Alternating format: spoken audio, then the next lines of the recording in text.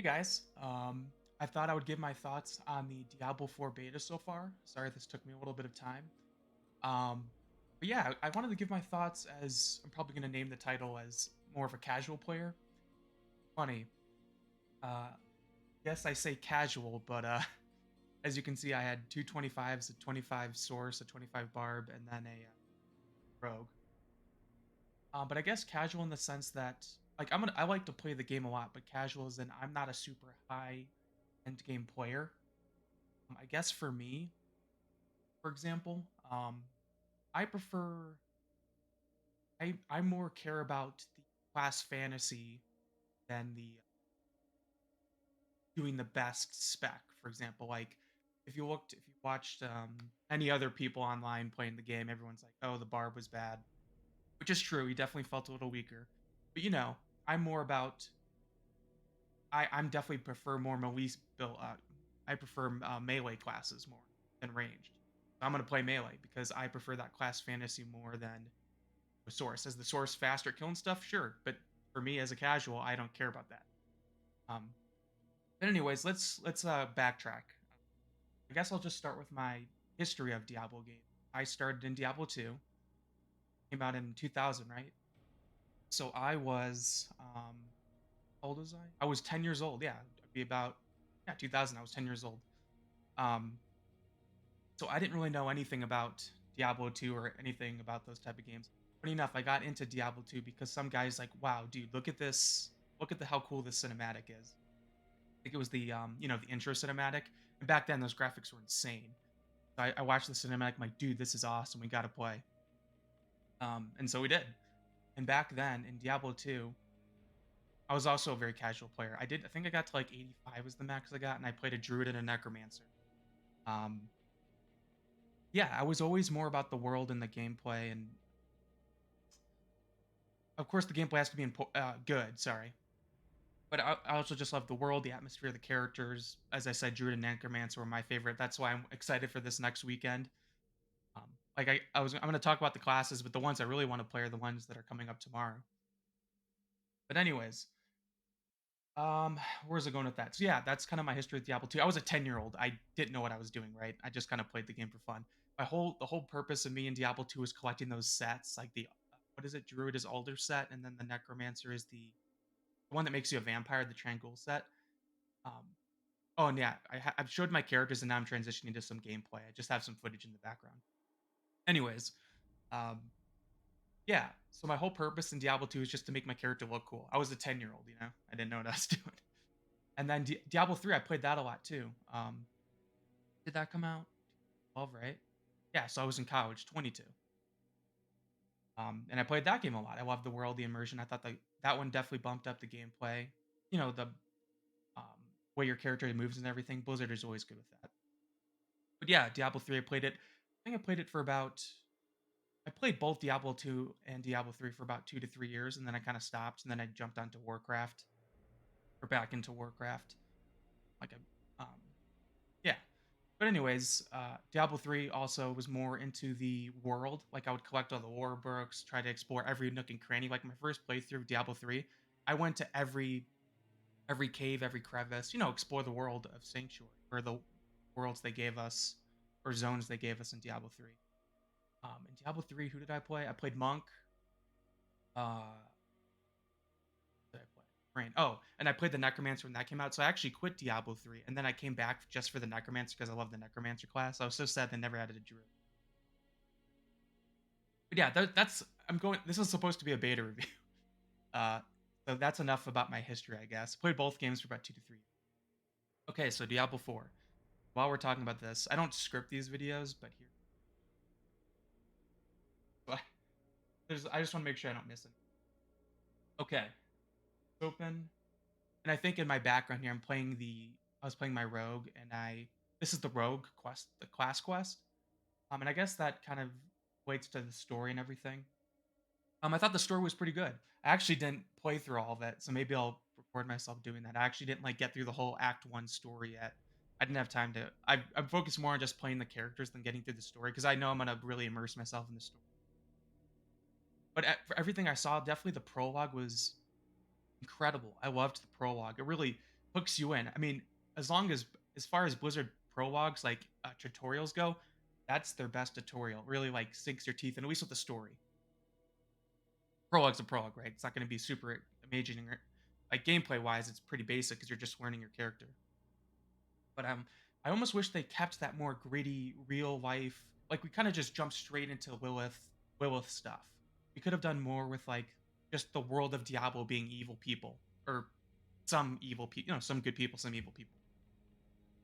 I hope there's more of that. I hope it's not just I mean, I guess the main point of the Diablo 4 story is to kill Lilith, but I hope there's more of these, like, Lilith corrupting, like, and then the next cinematic, she corrupt or they get influenced by her and they start stabbing a priest. Like, I hope there's more just the world of Sanctuary being evil, not just Lilith being dark and gritty. Like, that's what Diablo 4 wanted.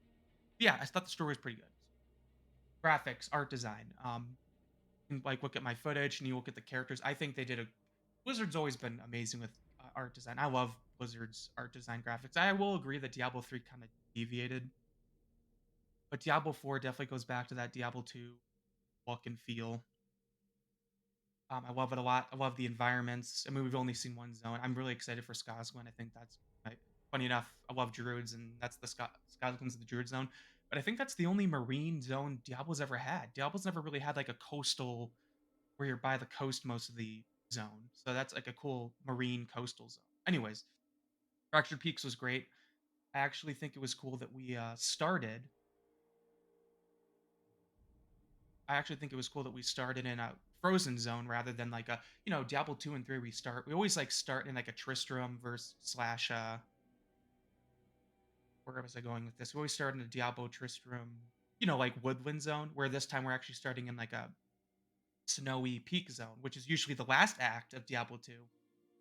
Mount Ariat, Diablo 2 and Diablo 3. So it's kind of cool that they kind of flipped it over. We're starting in a frozen zone. So that's what else? Graphics. Oh, and then the character designs. The character design for the three characters we had were great. I'm excited to see what the Druid and we've seen pictures, but actually play them. I'm excited to see what the Druid and Necromancer look like in game. But the character designs were great too. I think it's amazing. They definitely look more realistic. There's enough. I don't know if I'm not a graphics guy or character artist, but there's enough fidelity that like I don't think these graphics will age too poorly. We'll have to see. I mean, it's definitely more realistic. So the more realistic the graphics, the more it'll age, right? But I still think it's pretty.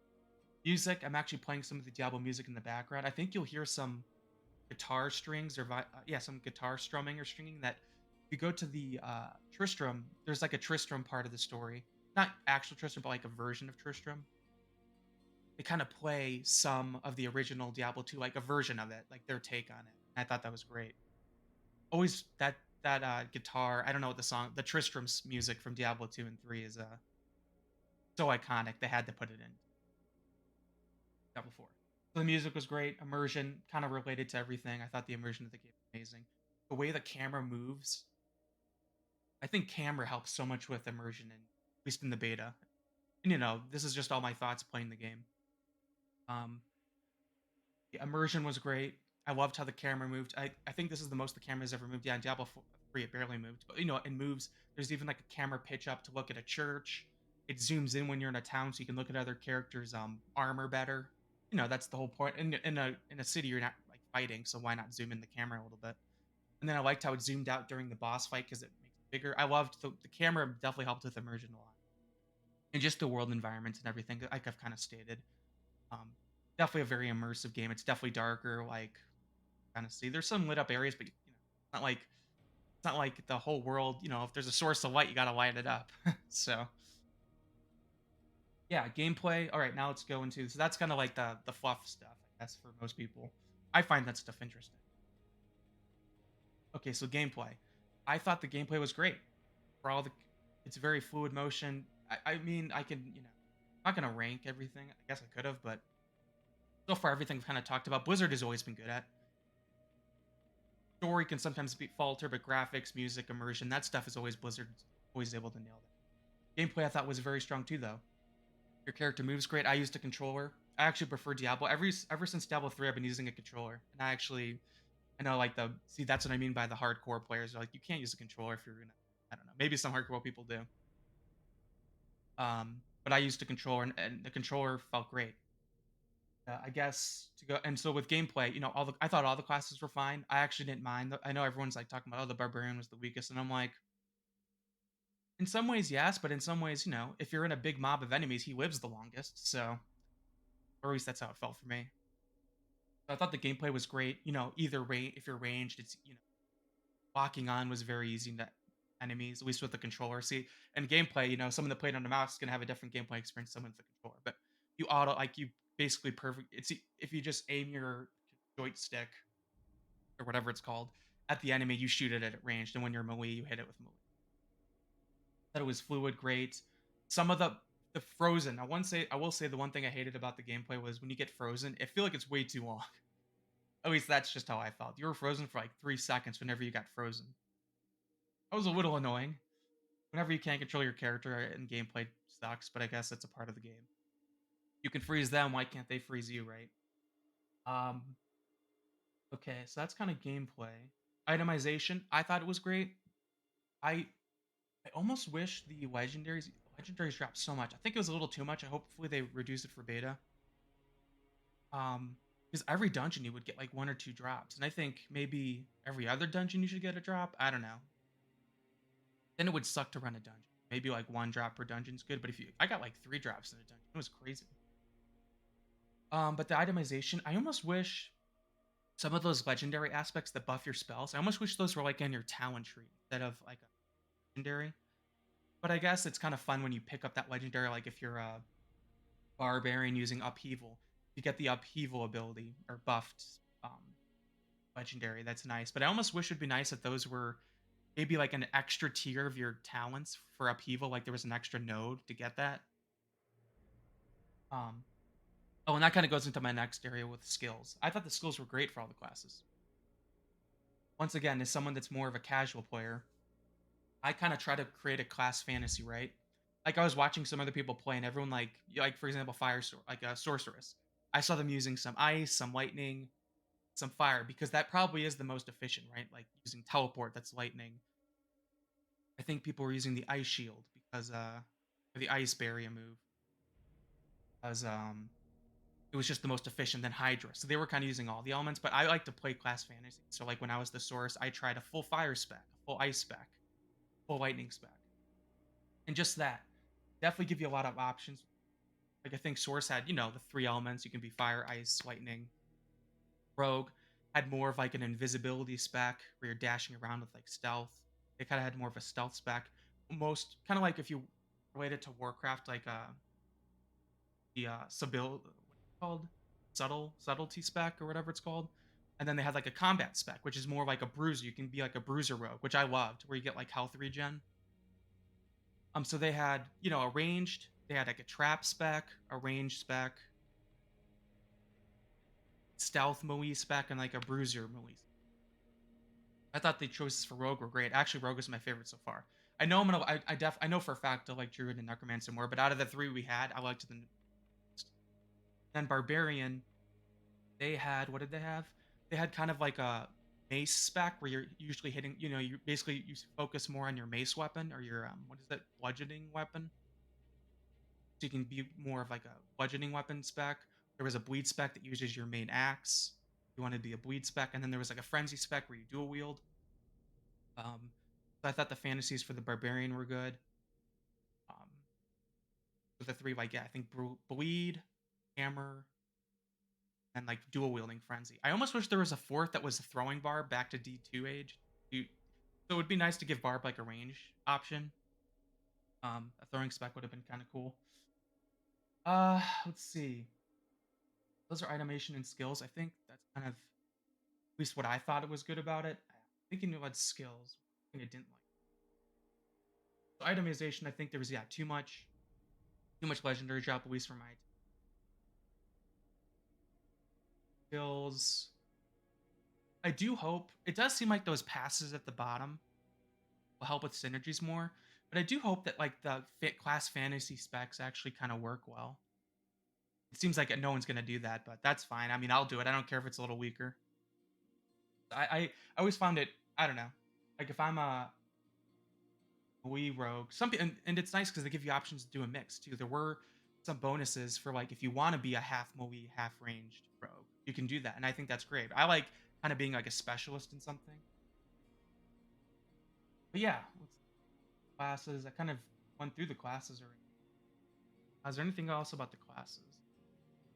Oh, well, as you see in this video here, this is the rogue class.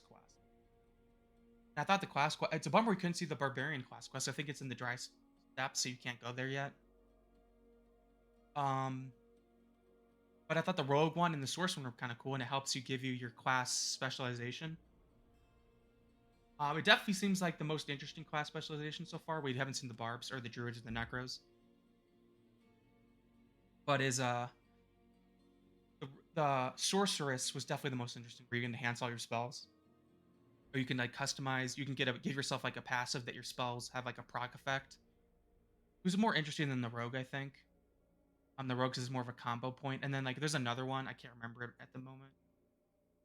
Oh, and I'm just watching the gameplay while I'm chatting. I do like the enhancement where you like enhance your ability before you use it, like with this glowy purple. I think that shadow imbuement is what it's called. I love that imbuement ability for the rogue, where it makes all your moves like well, two of your moves explode the enemy. Um, but yeah, I thought the where was I going with this was I thought the class quests were great. I love class quests. That's part of the immersion, the fantasy, the world. Um, and I loved in classic World of Warcraft, like the Diablo. I mean, not the Druid. I vividly remember the Druid storyline to get your bear form and your water form. Like I love class quests. It just adds to the fantasy. Helps you. It should help you kind of teach you the class mechanics. I don't think it does a good job in that, but it just kind of gives it to you. But they're pretty basic class mechanics. And challenges. Let's see. All right, list about challenges. Oh, the world bosses. Um, I thought the world boss was cool. I almost was, I might post a video, like a little joke video or something. I think I died like 30 times to the world boss. I didn't know what I was doing. I was a barb too, so I was up close. I just kept dying to everything. Um, it was fun. It was definitely more of a you just keep bashing your head against the boss till you kill it. That's fine. Gives you cool loot. Um, then let's see here. Oh, dungeons. I didn't mind the dungeons. Everyone seems they're very repetitive. I thought each dungeon was beautiful. They very well mapped them out. Like I thought a lot of them were unique. But I maybe played through 10 dungeons, 15 dungeons, so I didn't play, some of the super people, played like hundreds of dungeons. So I don't have enough experience, I guess, with the dungeons to say if they're replayable or not or interesting enough, I guess. I thought they were fine. I enjoyed them. Some of them were a little definitely felt annoying having to go back and forth and pick up that thing. I understand where people are going with that. I do hope they have less of those. I almost just prefer where the point of the dungeon is to kill the last boss. That's it. Simple, easy, basic. No door openings, no having to kill all the enemies. I mean, I try to kill all the enemies because you want to level up, right? I guess unless you're 25, the max level in the. But I think the whole point of a dungeon should be kill the final boss. You do it, you win. So that's my thought on dungeons. Oh, and then sorry, the whole point was I was going to challenges.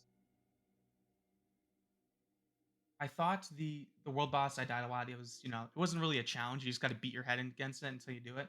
But I actually thought the stronghold. I did one of the strongholds, and I thought those were maybe like I said, I'm not like the most mechanically gifted player, but I thought the stronghold boss was pretty tough. Like he had a bunch of I don't know which one it was, but he had a bunch of mechanics. You had to kind of. It took me a few deaths to learn how he worked. Then I finally killed him. But he was at least on the veteran. He was tough for me. Um, I bet you there's going to be comments like, "Dude, you suck." Probably. But I thought those were kind of a challenge for me. Maybe I was underleveled or but I like the challenge. I mean, I don't mind dying. If you as long as you learn something from it. And then I guess I kind of touched on this, but replayability, it's hard to tell at 25. I'm pretty sure this game has replayability. I had enough replayability that I played it on 3 characters. So just the 25 experience. And I got 2 to 25, 1 to 20. I will be playing the Druid and Necro this weekend because, of course, the two classes I'm most excited for are coming up soon. I'll maybe do an update. I guess that update on the beta will basically just be about those 2 classes. But yeah, was there anything else? I'm just trying to make sure I don't forget to bring up anything. Oh, the MMO features, I guess, or MMO light feature.